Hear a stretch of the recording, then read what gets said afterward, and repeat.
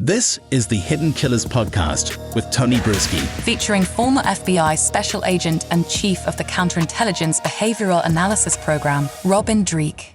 Karen Reed and John O'Keefe, this is a tragic story any way you look at it. A man lost his life, and it seems all those who were around him who did care about him. They were friends as far as we know, and even intimate partners, but he ends up losing his life on a cold, snowy night after a lot of drinking. And now you have these two parties that are at odds with each other. Karen Reed being charged with second-degree murder in this case. But a lot of people are looking at the other side as well, going, could it really have been her, considering the evidence that exists and the accounts that we've heard from some of his friends who he was drinking with that night? It's a hard one. I mean, a lot of people are taking sides. I don't want to take sides. I want to just get to the truth on this.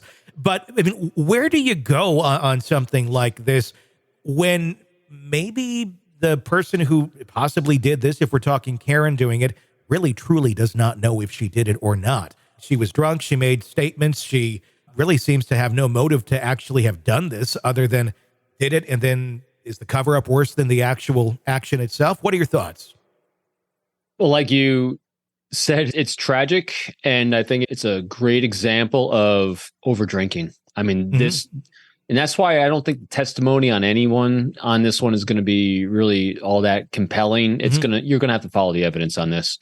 And if it wasn't for the text of the friend inside the house saying and looking up and Google searching, how long does it take to someone die in cold or in the snow, whatever it was, it would be easy, I think, much easier. But that one that one search that was done on Google with then deleted kind of says it kind of shifted it. But at the same time, it's still looking like, I mean, they're going to have to do an analysis of the marks on his arm that he had, the symmetrical hits that he had to see if he was hit by the car. They got to look under the carriage of the car. There's right there. Yep. So there's a lot of evidence to kind of look at on this. Yeah. And also the traumatic fracturing of the skull, the base of the skull, could it be a car hit? Could it be something else? So you're going to have to follow the evidence because, again, these people were so drunk. I don't think anyone has an accurate memory. And it's a rough one. And with that being said, everybody being so drunk, then we get into the conspiracy area where, well, did everyone, if we go the other direction, if Karen didn't hit him and there was some sort of altercation at that party that night, we have to take a look and go, okay, if we're going to go down this road that something accidentally did happen or maybe purposefully happened, seems to me far more accidental is likely here. What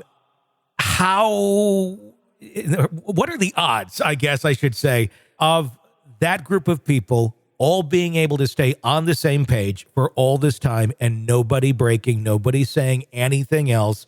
I mean, that seems to be the point where a lot of conspiracy theories break, even if it's just a few people or if it's a lot of people. Sometimes it's hard to keep one person on the same page, more or less 4 or 5 or 6 different people. And the reason I think for the conspiracy mainly is because they're officers of the law. And that, if used incorrectly, could cover something up. But again, it's it seems like kind of a stretch. Yeah. I'm referring to the blue wall, blue wall of silence that people can stand behind. But like you said, the more people you involve with a conspiracy, the harder it is to do that. I think we also have to look at the arc of behavior here, as we always do when we're talking to me. This arc of behavior of this entire group is over drinking. And it's hard to have a conspiracy when I don't want to disparage anyone because we only know that she drank a lot from what was shown on the video in the bars. And, what's going to happen is the prosecution and defense is going to have all the data that we'll see when it goes to prosecution. But if everyone was drinking to that at excess, you're going to have a hard time having a conspiracy with anyone because, again, I don't think anyone has a true accurate memory on what transpired during the critical moments when he died back at that house. One of the things that they're looking at is the data. I think that's going to tell us probably far more than a bunch of drunk people. But at the same time, it just kind of leads us up. Data doesn't show intention. Data just shows us fact. It's showing that she backed up rather fast, but that doesn't mean she's murdering someone. It means it's a snowy day and you're trying to get out of a spot, or it could mean that anyway. It could mean that you're trying to hit somebody too. But we have that little piece of data. Beyond that, it's probably really going to come down to the voicemails, I'm assuming, that she left for him. We haven't heard those yet or seen any transcripts of them. Apparently, there was some anger there. Again, doesn't mean you're going to go kill the person if you're having a disagreement. We've all had disagreements with people in our lives. I'm sure we've all left a nasty voicemail at some point in time. Doesn't mean you're going to go kill the person. And even if it was accidental, it doesn't necessarily mean any sort of intent.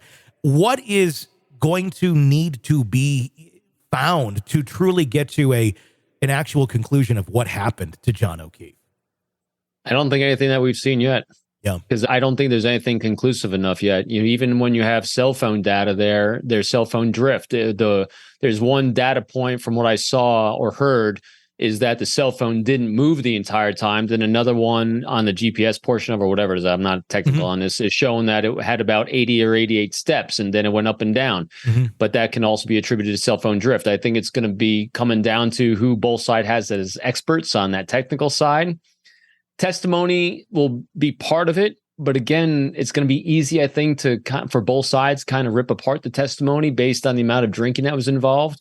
I did see one congruent thing, though, that I think is kind of interesting, that where I kind of draw the two things together. So the prosecution is alleging that she backed into him and ran him over in the front yard. And before that, we know from the video surveillance, there was an immense amount of drinking that transpired. So, no blood alcohol content thing done, but obviously, most likely, a lot of drunk driving involved there. There's another video clip of her backing up out of her driveway to go back that next morning, where defense is claiming that the broken taillight happened when she hit his car in her driveway. Granted, you really can't see that, but you can see it came really close. Here's the linkage you could actually have here. She's really horrible at backing up. That's true.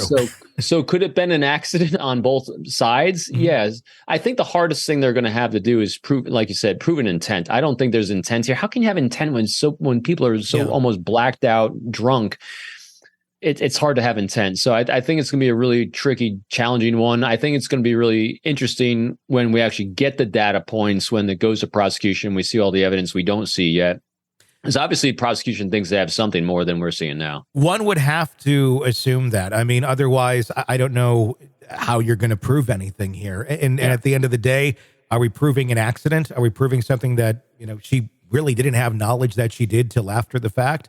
And then with something like that, what are the repercussions if no one intentionally is trying to kill anybody?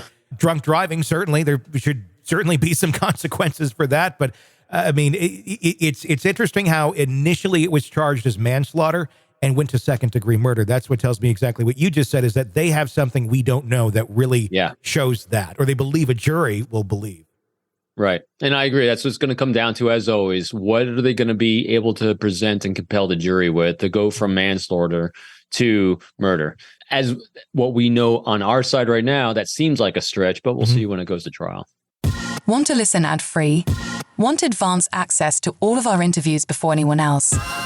Become a True Crime Today Premium Plus subscriber on Apple Podcasts. You get every episode commercial-free, so you can binge on true crime until you can binge no more. Search True Crime Today Premium Plus on Apple Podcasts now, or go to our podcast page and sign up now. More of the Hidden Killers podcast next.